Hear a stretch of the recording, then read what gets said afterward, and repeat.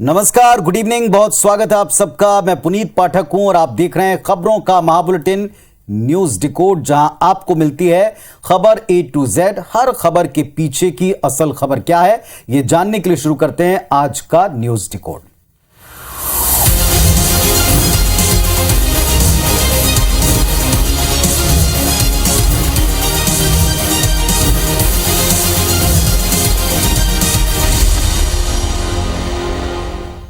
इस वक्त चुनावी मौसम में बहुत से मुद्दे हैं जो उठाए जाएंगे और बहुत से मुद्दे हैं जिनको बनाकर उठाया जाना तय हो चुका है और इसकी एक झलक हमको मिलनी भी शुरू हो गई।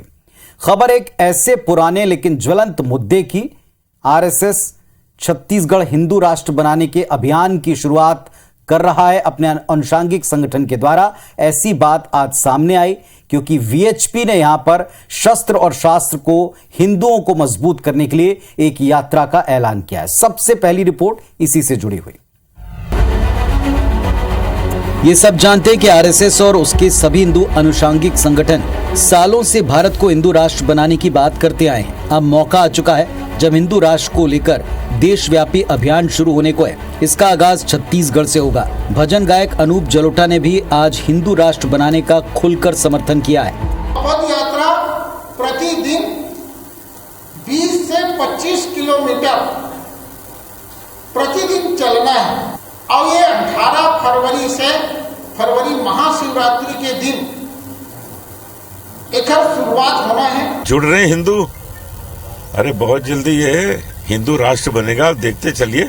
सब हिंदू जाग गए हैं, सब एक हो रहे हैं, एक हो जाएंगे। यात्रा के दौरान सभी संत उन बस्तियों और घरों में जाएंगे जहां इसके पहले कभी कोई संत नहीं गया। यात्रा को लेकर कांग्रेस कहती है कि उसे ऐसी किसी पदयात्रा से फर्क नहीं पड़ेगा और ये भगवान राम के नाम का दुसाला ओढ़कर चलने वाले काल नेमी की तरह के लोग हैं। कोई भी यात्रा इन लोग निकाल ले, उसका कोई फर्क हमारे छत्तीसगढ़ में नहीं पड़ेगा। कुल मिलाकर चुनावी साल है, मुद्दा संवेदनशील है और अब 2023 विधानसभा चुनाव से 2024 लोकसभा चुनाव तक हिंदू राष्ट्र का मुद्दा गरमाना तय दिख रहा है। तो छत्तीसगढ़ में 4 अलग अलग दिशाओं से संत पदयात्रा करते हुए पहुंचेंगे और अंतिम पड़ाव रायपुर में एक धर्म सभा होगी। संतों की पदयात्रा की अहमियत क्या है, इसकी आवश्यकता क्यों पड़ रही है और इसकी टाइमिंग पर क्यों सवाल उठ रहे हैं, इसे आज हम डिकोड कर रहे हैं। यह तो मानना पड़ेगा कि छत्तीसगढ़ का विधानसभा चुनाव बीजेपी, आरएसएस और तमाम हिंदूवादी संगठनों के लिए एक धर्म युद्ध की तरह बन चुका है। छत्तीसगढ़ में सत्ता वापसी करना भारतीय जनता पार्टी के लिए बड़ी टेढ़ी कीड़े, बड़ी ही प्रतिष्ठा का सवाल है। ये सबको दिख रहा है। संतों की पदयात्रा जिसको प्रस्तावित किया, जिसकी प्रस्तावना आज पेश की गई, यहां ये मानना विवशता के तौर पर है कि राजनीति में धर्म का इस्तेमाल अब अनिवार्य हो गया है। हिंदुओं का नव जागरण अभियान लोगों की संवेदनाओं के सियासी फायदे के उठाने के तौर पर एक प्रयास के तौर पर भी देखा जा रहा है। संतों का हिंदू समाज में एक विशिष्ट स्थान है, उनका कोई विरोध करता नहीं है, जिसका आरएसएस या विश्व हिंदू परिषद पूरी तरीके से इस्तेमाल कर रहे हैं, ऐसा भी आरोप है। दलित, आदिवासी, हाशिए के लोगों के घर संत भोजन करेंगे, सत्संग करेंगे, यानी समाज के अंतिम छोर के वोटर्स पर भी वीएचपी की नजर है। छत्तीसगढ़ और देश के लिहाज से एक बड़ा अभियान ये हो सकता है। देखना यह कि वीएचपी का संत समागम और ये पदयात्रा, हिंदू पदयात्रा कितनी कामयाब प्रदेश में होती, क्योंकि ये भी सत्य है जो सत्ता पक्ष कहता है कि यहां धर्मांतरण के मुद्दे को चलाने की कोशिश की गई, अपेक्षित असर नहीं दिखाई पड़ा। यहां ऐसे कई मुद्दों के ऊपर बात रखने की कोशिश की गई, वैसा असर नहीं हुआ। लेकिन क्या इस यात्रा का भी असर नहीं होगा, इसके लिए थोड़ा इंतजार करना होगा। खबर रायपुर से है, जहां कांग्रेस ने राजीव भवन में स्वागत समिति की बैठक की और यह स्वागत समिति किस बात की, जो राष्ट्रीय अधिवेशन हुआ उसकी। इस बैठक में पीसीसी प्रभारी कुमारी सैलजा, मुख्यमंत्री भूपेश बघेल, पीसीसी चीफ मोहन मरकाम और कई मंत्री, विधायक, समिति के जो सदस्य थे वो सब मीटिंग में मौजूद रहे। इस दौरान कांग्रेस के राष्ट्रीय अधिवेशन पर मंथन तो हुआ, लेकिन साथ में कुछ बातें भी उठी। 24 फरवरी से कांग्रेस का ये राष्ट्रीय अधिवेशन प्रस्तावित है, जिसकी तैयारियां चरम पर हैं। हमें खुशी है कि तैयारियां जोर शोर से चल रही हैं और मुझे पूरा विश्वास है कि सब जिस तरह से मन लगाकर कार्य कर रहे हैं, ये महाधिवेशन एक ऐतिहासिक अधिवेशन होगा। दुनिया भर में इसे देखेंगे। सारे विषयों पे चर्चा हुई, तैयारी के संदर्भ में निर्देश उन्होंने दिया है और लगातार हम लोग काम भी कर रहे हैं। पिछले दौरे में भी आए थे और उसमें भी जो मार्गदर्शन दिए उसके अनुरूप काम हो रहा है। तो हालांकि बात तैयारियों पर हो रही थी, समीक्षा तैयारियों की हो रही थी, निर्देश कार्यकर्ताओं को मिल रहा था, लेकिन यहां एक शिकायत भी मिली और ये पोस्टर से जुड़ी। हालांकि इसे विवाद या इसे तूल नहीं दिया गया और आश्वासन मिला कि जो शिकायत है वो जल्दी दूर होगी। अब बात एक ट्वीट की, एक विवाद की जो पुराना है और एक मानसिकता की भी। पुलवामा अटैक की चौथी बरसी पर कांग्रेस पार्टी के दिग्गज नेता दिग्विजय सिंह ने एक बार फिर कुछ ऐसा ट्वीट किया जिस पर सियासत गर्मा गई। बीजेपी नेताओं ने दिग्गी पर आईएसआई की भाषा बोलने जैसे गंभीर आरोप लगाए। कांग्रेस के डीएमएनए पर सवाल भी उठाए।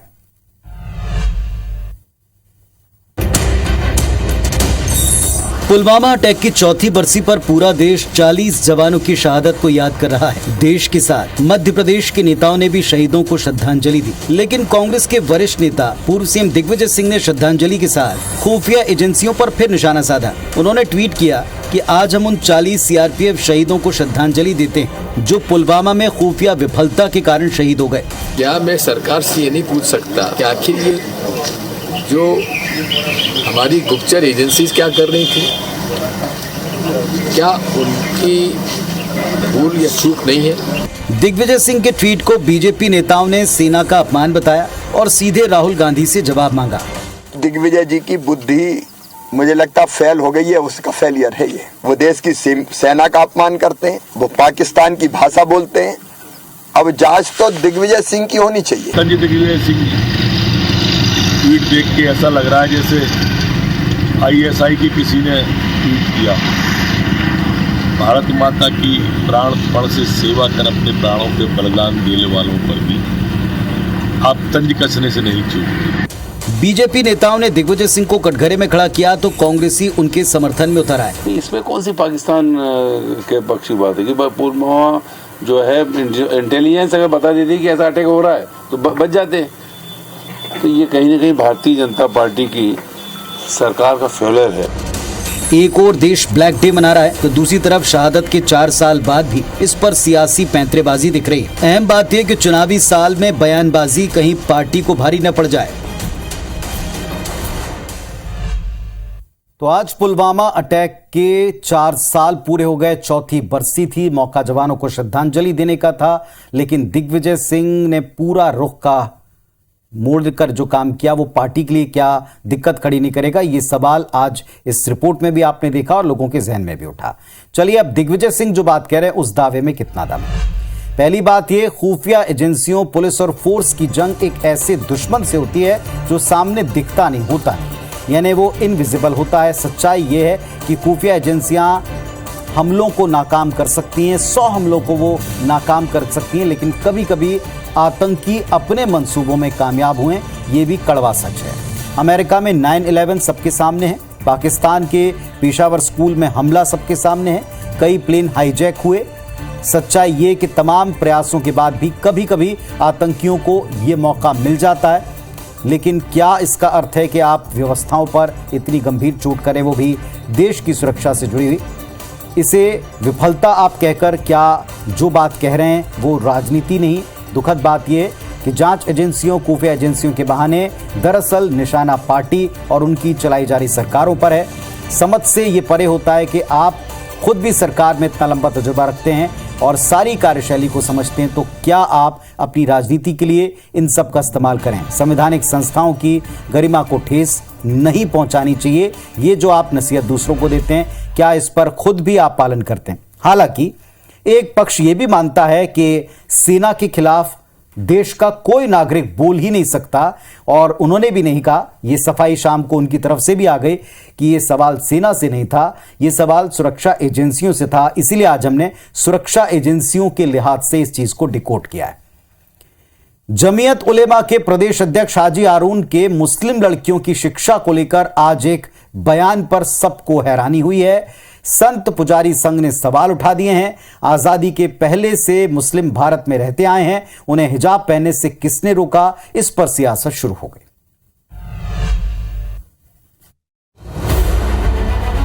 एमपी में हिजाब को लेकर फिर बहस छिड़ गई। जमीयत उलेमा के प्रदेश अध्यक्ष हाजी मोहम्मद हारून की माने तो हिजाब न पहनने से मुस्लिम लड़कियां पढ़ नहीं पा रही, बिना हिजाब उनके दिमाग पर असर पड़ता है। हारून ने मुस्लिमों से अपील की कि वो अपने स्कूल कॉलेज खोलें ताकि मुस्लिम लड़कियां मजहबी पढ़ाई कर सकें। सबके लिए यकसा है, से अपील करता है कि वो बच्चियों के लिए स्कूलों और कॉलेजों का नेटवर्क कायम करने की तहरीक चलाएं। इस बयान के बाद संत पुजारी संघ ने सवाल उठाए और इस पर सियासत भी जमकर गर्मा गई। भारत सरकार को एक कठोर कानून बनाना चाहिए, उसमें ये नियम होना चाहिए, शिक्षा पद्धति में कोई धर्म नहीं चलेगा। हम अपना शिक्षा ग्रहण करने जाते हैं, वहाँ पे कट्टरपंथीपन और ये सब चीजें नहीं चलती हैं। दिलचस्प बात ये, मोहम्मद हारून ने ये बयान जमीयत उलेमा हिंद के उसी मंच पर दिया जहां जमीयत के सदर ने भारत को इस्लाम के जन्म की धरती बताया था। तो साहब, उलेमा साहब का कहना आपने सुन लिया कि बिना हिजाब पहने छात्राएं पढ़ ही नहीं सकती, उनका दिमाग ही नहीं चलता। कितना दम है इस बात में, डिकोड करते हैं। भारत एक लोकतांत्रिक देश है, सेक्युलर देश है और एक फोर्स इसे सिद्ध करने में लगातार आगे आती है कि ये सेक्युलर देश है। उसी देश में अपने देश की बात करते समय हम बाद में कुछ चीज़ों को डिकोड करें, लेकिन पहले आप ये ज़रूर जान समझ लें कि शिक्षा और बाकी यूनिफॉर्म कोड को लेकर पहले भी कई बार बहस हुई है। शिया बाउल इस्लामिक देश ईरान में कई महीनों से जो आप पिछला घटनाक्रम देख रहे हैं, वहां हिजाब के खिलाफ प्रदर्शन इसी समाज के द्वारा किए जा रहे हैं। दुनिया भर की महिलाएं अपने बाल काटकर हिजाब के खिलाफ प्रदर्शन कर रही हैं। महिलाओं का वहां यह तर्क है कि हिजाब उनकी निजता का हनन है और पूरी दुनिया में इस बात पर बहस जारी है कि क्या हिजाब पहनना इस्लाम में अनिवार्य है। अब जरा हम अपने देश के ऊपर आते हैं। सीधी बात, हिजाब पहनना एक निजी मामला है। अगर आप घर पर हैं, बाजार में हैं, सार्वजनिक स्थान पर हैं, हिजाब पहनने से कोई रोक नहीं रहा। किसी संस्था में नौकरी या शिक्षा के दौरान वहां के ड्रेस कोड का पालन करना उनके नियमावली में शामिल होता है, जिसे सोच समझकर आप उसे ज्वाइन करते हैं। संस्था किसी को ये विशेष अधिकार नहीं प्रदान कर सकती। उम्मीद करते हैं कि उलेमा अपने बयान पर गौर करेंगे, क्योंकि इससे आगे बनने वाले माहौल के कुछ परिणाम हम पहले भी देख चुके हैं। जब यूनिफॉर्म को छोड़कर कट्टरपंथ को अपनाया गया तो इस पर अदालतों तक मामला गया, लंबा चला और फैसला वही आया जिसके बारे में आज एक सार्वजनिक समझ दिखती है। चलिए अब आते हैं एक और बड़े विवाद पर। बागेश्वर सरकार के बाद नागपुर की अंधश्रद्धा निर्मूलन समिति ने पंडोकर सरकार को भी एक चुनौती दी, जिसके बाद पंडोकर सरकार ने चुनौती को स्वीकार किया और समिति के श्याम मानव को भोपाल में आकर दिव्य दरबार में इस चुनौती को पूरा करने के लिए कहा।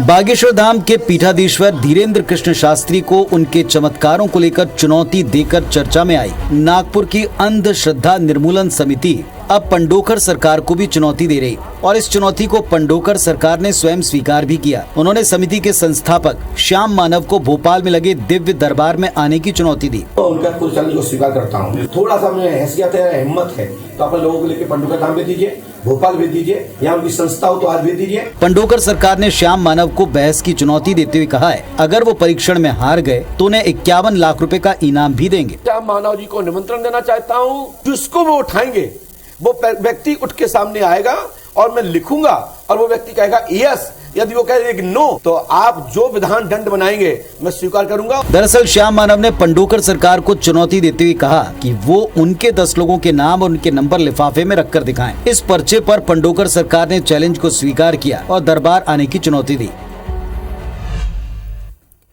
तो यहाँ पर जंग अंधश्रद्धा निर्मूलन समिति और हिंदू धर्म गुरुओं के बीच में चल पड़ी है। इसके निहितार्थ क्या है, इसके क्या अर्थ निकलते हैं, जरा इसको आज हम डिकोड कर लें। पहली बात, अब श्याम मानव को पंडोकर सरकार चुनौती दे रहे हैं। ये कह रहे हैं कि आपका चैलेंज मुझे स्वीकार, आप भोपाल दरबार में आए, उनसे मिलें और उनके चैलेंज को पूरा करें। दूध का दूध पानी का पानी हो जाएगा, वो ये भी कहते हैं। अगर वो नहीं मिलते हैं तो ये बात भी साफ हो जाएगी कि श्याम मानव सुर्खियों में बने रहने के लिए प्रसिद्ध धर्मगुरुओं को अक्सर इस तरह की चुनौती देते हैं। दूसरी बात, श्याम मानव को यह भी बताना चाहिए कि उन्होंने हिंदू धर्म के अलावा क्या किसी अन्य धर्मों या उनके चमत्कारों को, उनके चमत्कारिक पुरुषों को ऐसे ही चैलेंज किया है? क्योंकि ऐसे कई उदाहरण हम नाम लेना नहीं चाहते जो अक्सर हम देखते हैं। उन्हें इस बात के आंकड़े जारी करने चाहिए अगर उन्होंने ऐसा किया है, ताकि लोगों को भी पता चल पाए कि वो किसी एक धर्म विशेष के प्रति कोई एजेंडा नहीं चलाए। अंतिम बात ये देखना होगा कि श्याम मानव पंडोकर सरकार से मुलाकात करते भी हैं या नहीं, या केवल किसी संत के, चर्चित संत के ऊपर इस तरह के कमेंट करते हैं, जबकि उनको भी पता है कि संतों के भी आज नियमित कार्यक्रम हैं, उनके भी लाखों श्रद्धालु हैं और ऐसे पीछे जाकर वो किसी भी चैलेंज को शायद पूरा ना कर पाए। अब देखते हैं वो इस चैलेंज को कितना पूरा करते हैं। अगली खबर रायपुर से, जहां भारतीय जनता पार्टी मोर आवाज मोर अधिकार अभियान के तहत प्रदेश भर में प्रदर्शन करे और आज रायपुर में भी प्रदर्शन हुआ। एक रिपोर्ट देखें। भारतीय जनता पार्टी जिंदाबाद। तस्वीरें रायपुर की, जहां आज बीजेपी ने अपनी घोषणा के मुताबिक प्रदर्शन किया। आप देख सकते हैं कि बीजेपी नेता हाथों में पोस्टर थामे हुए पूरे जोश खरोश के साथ राज्य सरकार के खिलाफ नारेबाजी कर रहे हैं।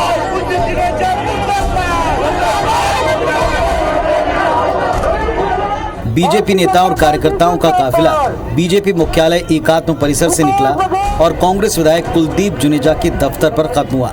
बीजेपी कार्यकर्ता मोर आवाज मोर अधिकार अभियान चला रहे हैं, जिसके तहत पूरे प्रदेश में बीजेपी नेता और कार्यकर्ता अपने क्षेत्रों के कांग्रेस विधायक और सांसदों के दफ्तरों का घेराव कर रहे हैं। मामला पीएम आवास योजना के लाभ से जुड़ा है। इस अभियान के तहत बीजेपी आवास योजना से वंचित लोगों की बात सरकार के सामने रखने की कोशिश कर रही है। तो भारतीय जनता पार्टी बेहद एक्टिव मोड में है, सड़कों पर उतर रही है। रणनीति को जरा डिकोड कर लें। समझिए कि चुनाव आ ही गए हैं और ऐसे में भारतीय जनता पार्टी खुद को पूरी तरीके से जनता के बीच उनके मुद्दों के लिए लड़ती दिखाना चाहती है। ऐसे मसलों को वो लगातार उठा रहे हैं जो बड़े मतदाता वर्ग से सीधे तौर पर कनेक्ट करता है। बीजेपी को लगता है कि आम लोगों से जुड़े मुद्दों को उठा करके सरकार को घेरना उनके लिए निश्चित तौर पर सियासी बढ़त लाएगा। मोर आवास अभियान की बात करें तो आवास योजना एक क्रांतिकारी योजना है, केंद्र की योजना है, मोदी सरकार की योजना, और इसे ढाल बनाकर वो राज्य सरकार पर लगातार हमलावर रहे हैं केंद्रीय मंत्रियों के दौरे के वक्त से। कांग्रेस बीजेपी के अपने अपने दावे हैं। कहना ही चाहते हैं कि चुनाव तक बीजेपी अलग अलग जनहित के मुद्दों पर और केंद्र की योजनाओं में प्रदेश की विफलताओं को लगातार सड़कों पर लाती रहेगी। ये अहम बात है कि केंद्र की योजनाओं पर क्या प्रदेश में अधूरापन जनता को उनसे कनेक्ट कर पाता है, कितना फायदा इस बात का उनको होता है। आज की न्यूज डिकोड में बस इतना ही। अपना और परिवार का आप अच्छे से ख्याल रखें। नमस्कार, शुभ रात्रि।